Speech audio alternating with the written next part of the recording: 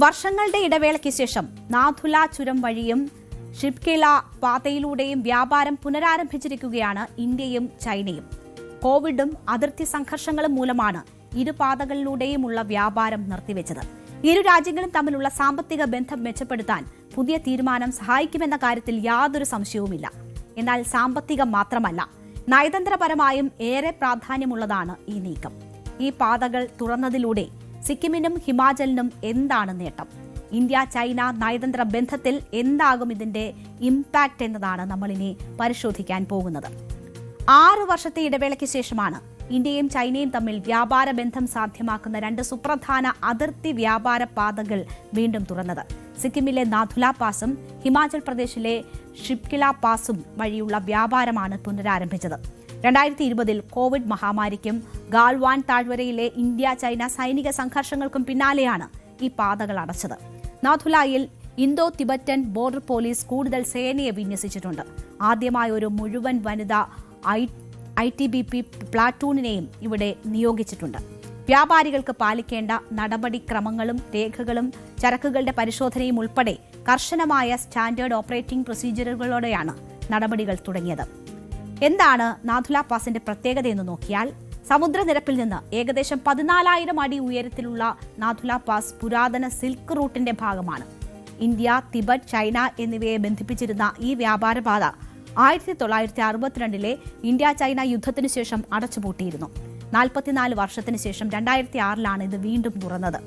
അന്ന് അത് ഇന്ത്യയും ചൈനയും തമ്മിലുള്ള വിശ്വാസം വർദ്ധിപ്പിക്കുന്ന നടപടിയായാണ് കണക്കാക്കപ്പെട്ടത്. എന്നാൽ ഗാൽവാൻ സംഘർഷമുണ്ടായതോടെ വീണ്ടും വ്യാപാരം നിർത്തിവെച്ചു. ഇപ്പോൾ നാഥുല പാസ് വീണ്ടും പ്രവർത്തനക്ഷമമായിരിക്കുന്നു. ആദ്യഘട്ടത്തിൽ 38 രജിസ്റ്റർ ചെയ്ത വ്യാപാരികൾക്ക് അനുമതി നൽകിയിട്ടുണ്ട്.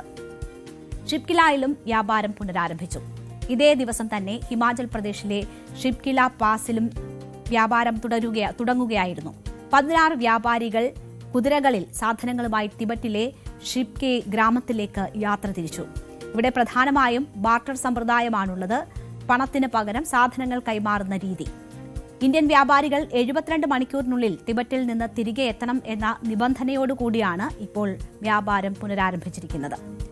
വലിയ വ്യവസായ ഉൽപ്പന്നങ്ങളുടെ വിൽപ്പനയൊന്നുമല്ല ഇവിടെ നടക്കുന്നത്. കൈത്തറി ഉൽപ്പന്നങ്ങൾ, കമ്പിളി, കാർഷിക ഉപകരണങ്ങൾ, മസാലകൾ, ഉണക്ക പച്ചക്കറികൾ, റെഡിമെയ്ഡ് വസ്ത്രങ്ങൾ, പാത്രങ്ങൾ, മതപരമായ ഉപയോഗത്തിനുള്ള വസ്തുക്കൾ എന്നിവയാണ് ഇന്ത്യയിൽ നിന്ന് കയറ്റുമതി ചെയ്യുന്നത്. തിബറ്റിൽ നിന്ന് ഇറക്കുമതി ചെയ്യാൻ അനുവദിച്ചിരിക്കുന്നത് റെഡിമെയ്ഡ് വസ്ത്രങ്ങൾ, ചെരുപ്പുകൾ, യാക്കിന്റെ രോമവും മറ്റുൽപ്പന്നങ്ങളും, വെണ്ണ, ബോറോക്സ്, ആടുകൾ, കമ്പിളി പുതപ്പുകൾ തുടങ്ങിയവയാണ്.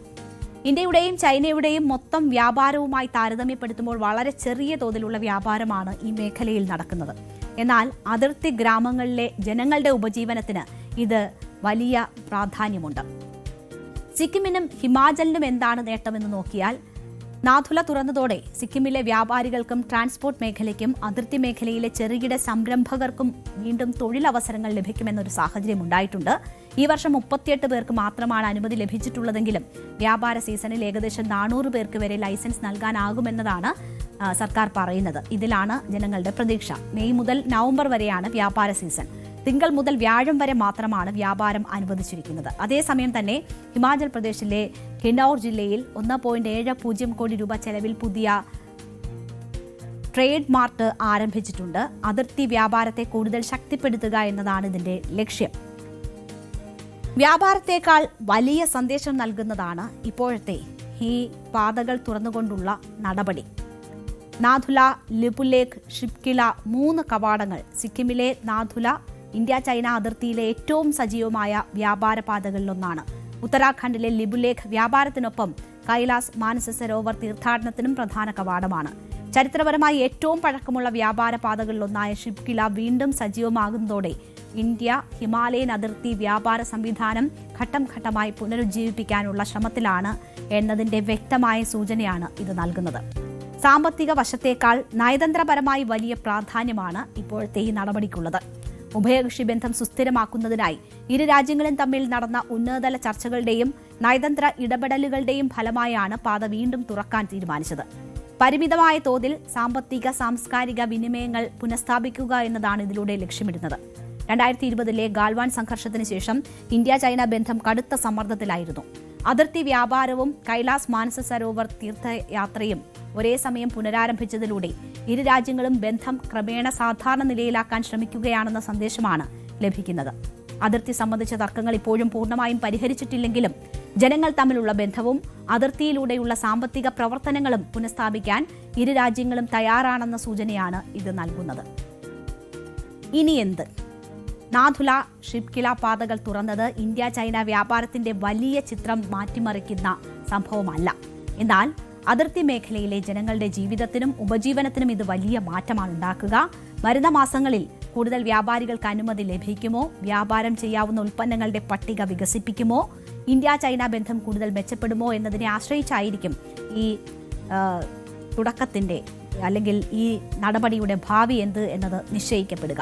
6 വർഷത്തിന് ശേഷം വീണ്ടും സജീവമായി പുരാതന സിൽക്ക് റൂട്ട് വെറുമൊരു വ്യാപാര പാത മാത്രമല്ല, അതിർത്തിയിലെ ജനങ്ങളുടെ ജീവിതവും ഇന്ത്യ ചൈന ബന്ധത്തിലെ പുതിയ സാധ്യതകളും ഒരുപോലെ പ്രതിഫലിപ്പിക്കുന്ന ഒരു സുപ്രധാന ചുവടുവയ്പ്പാണ്.